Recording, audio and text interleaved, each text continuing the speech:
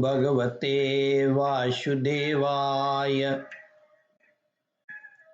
श्रद्धालु भक्तों, श्रीमद् भागवत महापुराण के नवम स्कंद के 21वां अध्याय के अंतर्गत भरतवंश का वर्णन, राजा रंतिदेव की कथा, इसका प्रस्तुतिकरण करूंगा।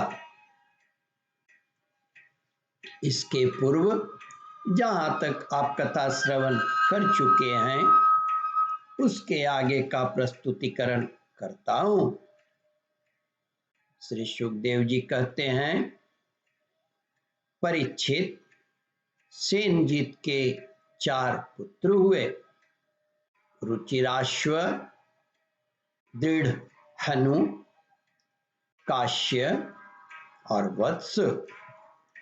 रुचिराश्व का पुत्र पार था और पार का पृथुसेन। पार के दूसरे पुत्र का नाम नीप था। उसके 100 पुत्र हुए।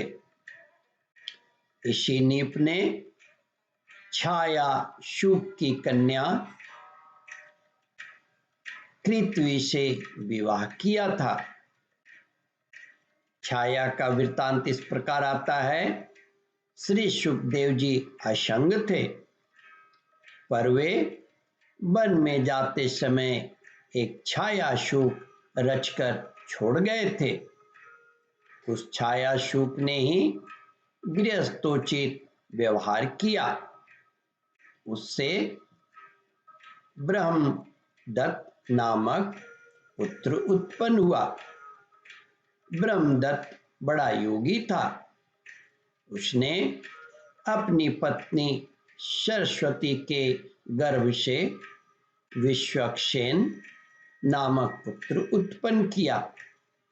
इसी विश्वक्सेन ने जैगिष्वा के उपदेश से योग शास्त्र की रचना की। विश्वक्सेन का पुत्र था उदकश्वान और उदकश्वान का भल्लाद। ये सब बृहदिषु के वंशज हुए। द्विमीड का पुत्र था याविनर। याविनर का कृतिमान, कृतिमान का सत्यधृति, सत्यधृति का दृढ़नेमी और दृढ़नेमी का पुत्र सुपार्श्व हुआ। सुपार्श्व से सुमति, सुमति से शंतिमान और शंतिमान से कृति का जन्म हुआ। उसने हिरण्यनाभ से योग विद्या प्राप्त की थी और प्राच्य श्याम नामक ऋचाओं की 6 संहिताएं कही थी। कृति का पुत्र नीप था।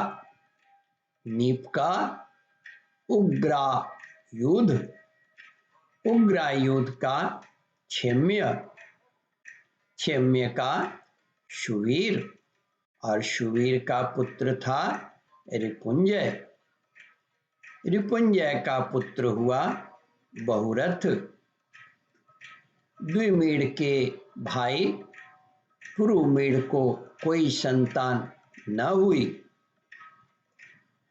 अजमीड की दूसरी पत्नी का नाम था नलिनी। उसके गर्भ से नील का जन्म हुआ। नील का शांति, शांति का सुशांति, सुशांति का पुरुष, पुरुष का अर्क और अर्क का पुत्र हुआ भर्मयाश्व। भर्मयाश्व के 5 पुत्र हुए। मुद्गल, याविनर, बृहदिषु, कामपिल्य और संजय। धर्मयाशु ने कहा, ये मेरे पुत्र 5 देशों का शासन करने में समर्थ 5 अलम हैं, इसलिए ये पांचाल नाम से प्रसिद्ध हुए। इनमें मुदगल से मौदगल्य नामक ब्राह्मण गोत्र की प्रवृत्ति हुई। धर्मयाशु के पुत्र मुदगल से यमज, यमज का मतलब होता है जुड़वा, यमज संतान हुई। उनमें पुत्र का नाम था दिवोदास और कन्या का अहल्या। अहल्या का विवाह महर्षि गौतम से हुआ। गौतम के पुत्र हुए शतनंद। शतनंद का पुत्र शतधृति था। वह धनुर्विद्या में अत्यंत निपुण था। शतधृति के पुत्र का नाम था